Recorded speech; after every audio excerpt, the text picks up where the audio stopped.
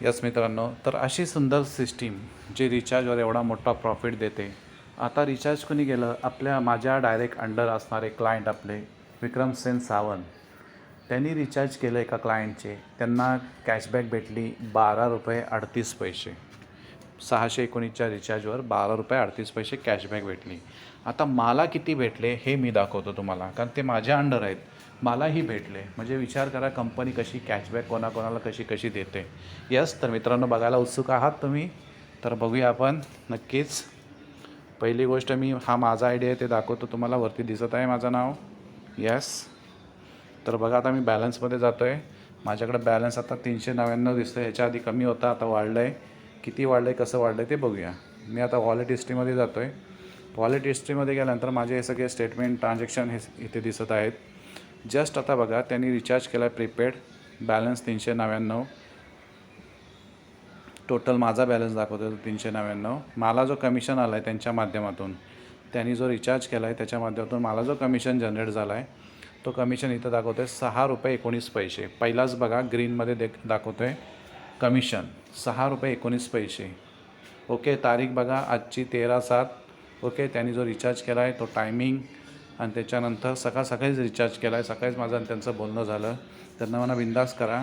Okay, ₹6.39 मला commission. विचार करा मित्रांनो, त्यांना 12, मला 6, ₹18 कमिशन, ₹18-19 कमिशन एका रिचार्ज मागे जनरेट झालं.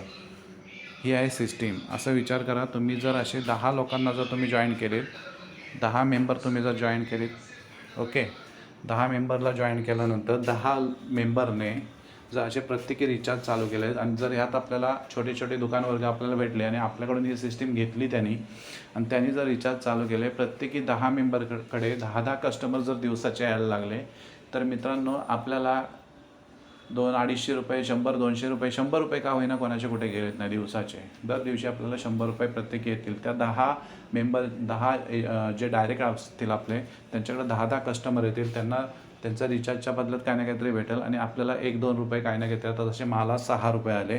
तसे मी ₹1 म्हणतो. ₹1 जरी प्रत्येकाला आला, प्रत्येकी 10 मेंबर मागे तुम्हाला ₹1-1च्या हिशोबाने 10 मेंबरचे ₹10 आले.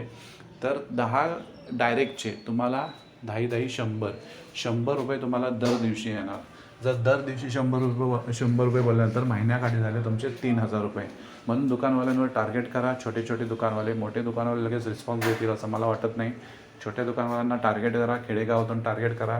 जर काय होईल ते, किंवा आपल्या फॅमिली मेंबरमध्ये तर बनवायला सोडू नका. प्रत्येक घरात एक रिचार्ज ऑपरेटर बनवा, जेणेकरून तुम्हालाही कमिशन जनरेट होईल, त्यालाही कमिशन जनरेट होईल.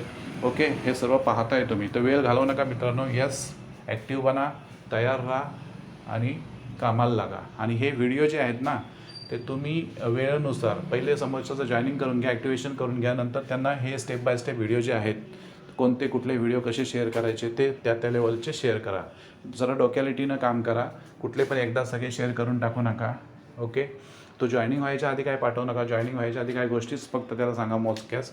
जॉईनिंग झाल्यानंतर त्याला स्टेप बाय स्टेप बाकीच्या गोष्टी प्रोव्हाइड करा. एकाएकी जर सगळं दिलं ना, तर तो हँग होऊन जाईल. ओके, आणि तुम्हीच तुमच्या क्लायंटला दूर कराल. तर तसं करू नका. बघा, आपण जसं 1ली ते 10वी-12वी एज्युकेटेड झालो, तसंच सांगतो आहे, स्टेप बाय स्टेप फॉलो करा.